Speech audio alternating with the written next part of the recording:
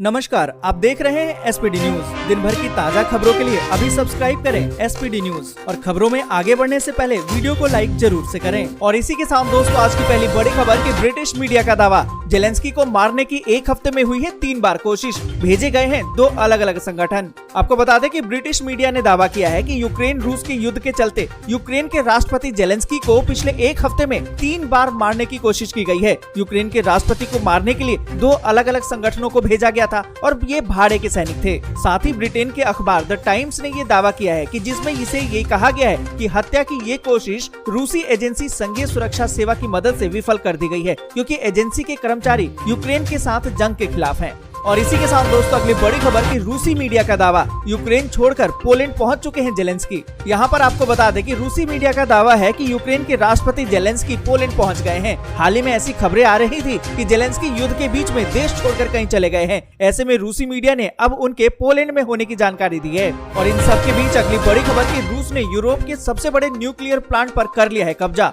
यूक्रेनी सेना से किया गया है कड़ा मुकाबला। आपको बता दें कि रूस और यूक्रेन के बीच में युद्ध अभी भी जारी है और इस युद्ध को रोकने का फिलहाल कोई समाधान नजर नहीं आ रहा है। रूस के राष्ट्रपति पुतिन और यूक्रेन के राष्ट्रपति जेलेंस्की के बीच में गुरुवार को बातचीत हुई, पर वो भी बेनतीजा रही। इस बीच समाचार एजेंसी रॉयटर्स के मुताबिक रूसी सेना ने यूक्रेन में मौजूद यूरोप के सबसे बड़े nuclear power plant Zaporizhzhia NPP पर कब्जा कर लिया है। और इन सब के बीच अगली बड़ी खबर की, वाराणसी में पीएम नरेंद्र मोदी का 3 किलोमीटर लंबा रोड शो, बाबा विश्वनाथ से लिया आशीर्वाद। आपको बता दें कि वाराणसी में प्रधानमंत्री नरेंद्र मोदी का रोड शो खत्म हो गया है।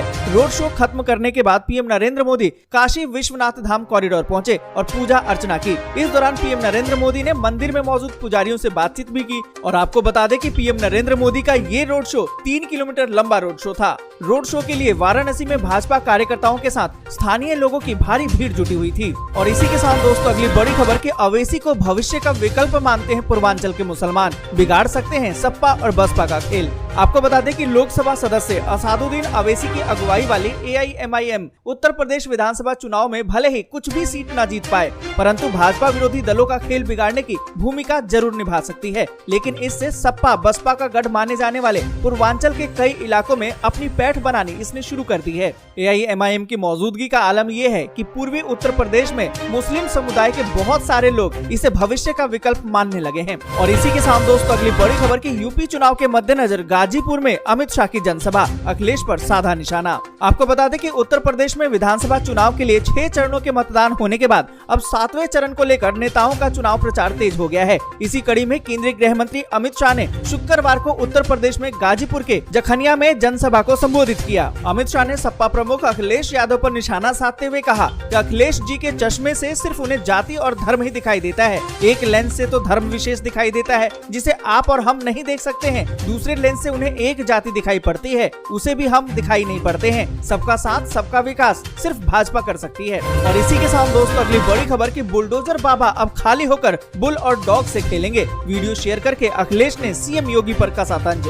आपको बता दें कि उत्तर प्रदेश विधानसभा चुनाव 2022 के 7 चरणों में से 6 चरण समाप्त हो चुके हैं और अब सिर्फ एक और अंतिम चरण बाकी है। अब 7वें और आखिरी चरण के लिए 7 मार्च को वोट डाले जाएंगे, जिसके लिए नेताओं का धुआंधार कैंपेन जारी है। इसी बीच सपा प्रमुख अखिलेश यादव ने मुख्यमंत्री योगी आदित्यनाथ के बुलडोजर वाले बयान पर पलटवार किया है। उन्होंने लिखा है कि बुलडोजर बाबा अब खाली होकर बुल और डॉग के साथ खेलेंगे।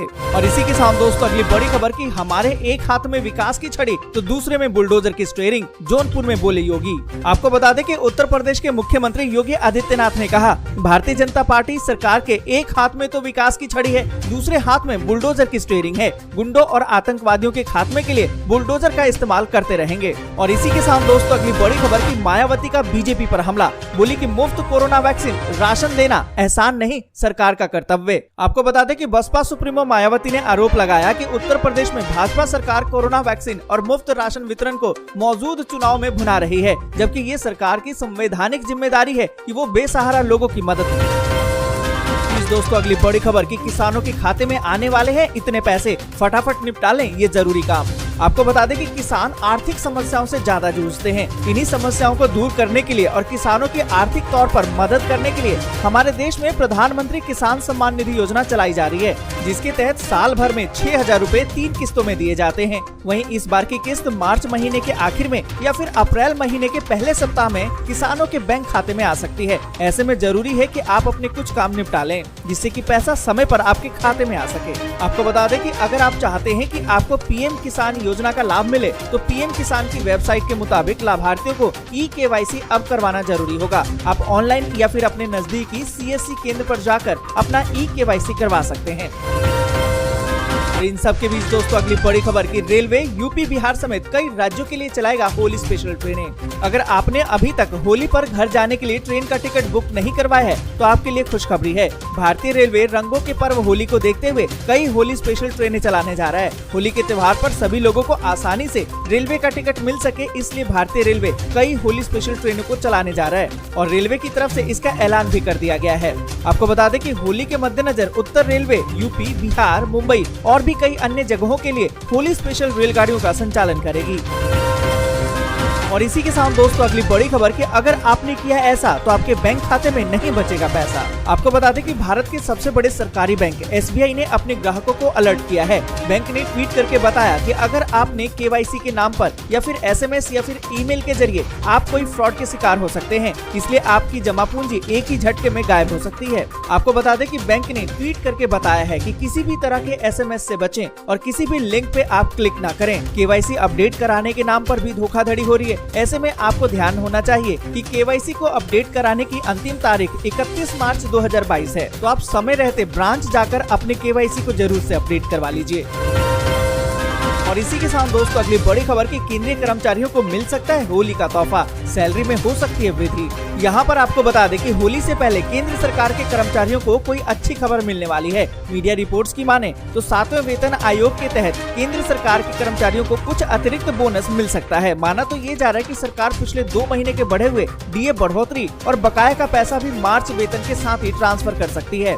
और 3% डीए बढ़ने का मतलब है कि कर्मचारियों का टोटल डीए 34% हो जाना। इसका मतलब तो ये है कि पूरे 18,000 रूपए के मूल वेतन वाले केंद्र के सरकारी कर्मचारियों का अब 73,440 रूपए का वार्षिक महंगाई भत्ता मिलेगा।